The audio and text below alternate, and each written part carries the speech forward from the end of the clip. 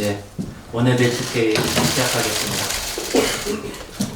지난 2012년에 국회 선진화법이 통과된 이후 국회의장이 예산안을 독단적으로 교섭단체하고 합의 없이 일방적으로 본회의에 상정한 경우는 없었습니다.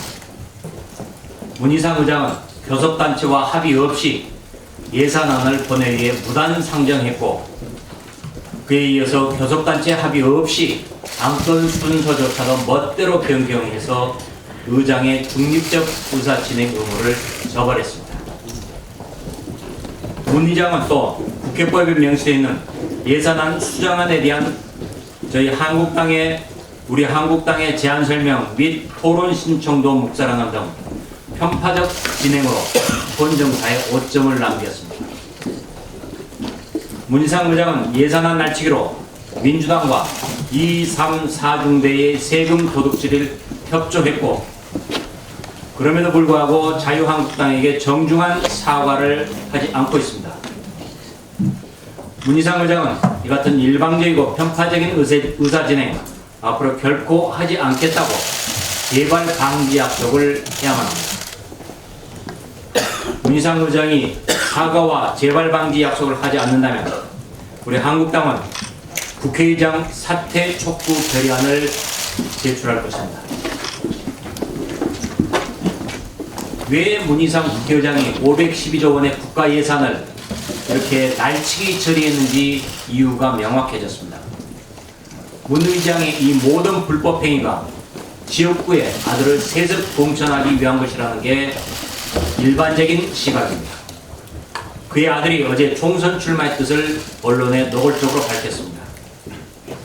국민 혈세를 예산안 날치기로 멋대로 유린하더니 이제는 의장이 선거법과 공수처법마저 날치기 처리하려고 하는 것 아닌지 의심이 됩니다.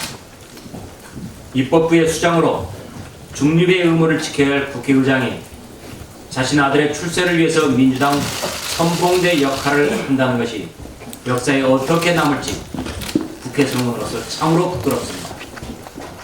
문희상 국회의장은 민주당의 충실한 입법 청부업자 노릇이나 하려면 당장 국회의장직을 사퇴하고 민주당으로 복당해서 세습 정치에 올인하시기 바랍니다.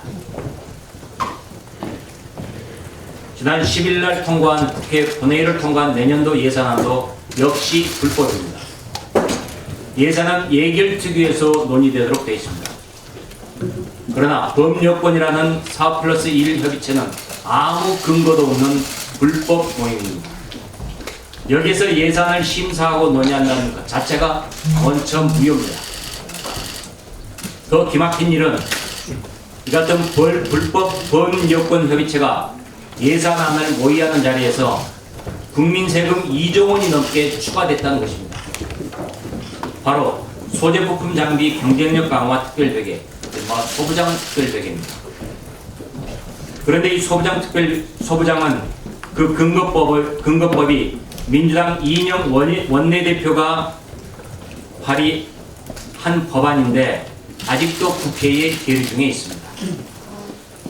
법적 근거도 없는 이 같은 불법 예산 통과는 소부장만이 아닙니다. 기초연금 지급 대상을 확대하자는 예산안도 법적 근거 없이 먼저 통과시킨 것입니다.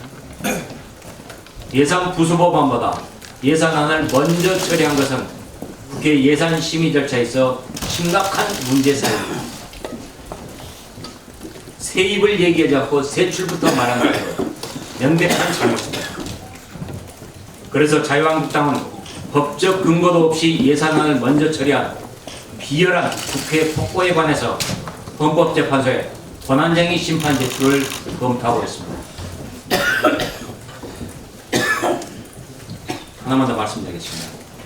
청와대와 민주당 정부가 지난해 문재인 대통령의 30년지기 송철호 울산시장 당선을 위해서 선거 공작을 했다는 의혹이 거의 구체적으로 드러나고 있습니다.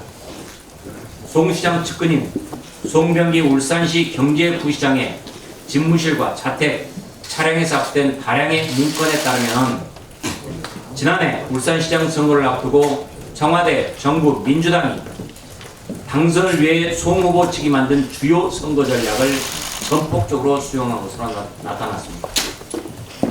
지난해 울산시장 선거를 앞두고 문건에는 송철호 후보 단독 공천, 현직 장관들의 울산 방문, 청와대와의 공약 협의 등 계획이 담긴 것으로 알려졌는데 이 계획들은 그대로 실현됐다는 것입니다.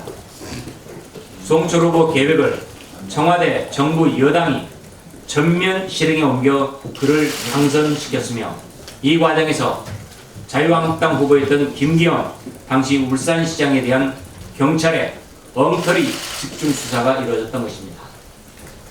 문재인 대통령은 내 소망은 송철호 당선이라고 했는데 대통령의 그 꿈이 이런 식으로 실천된 것입니다.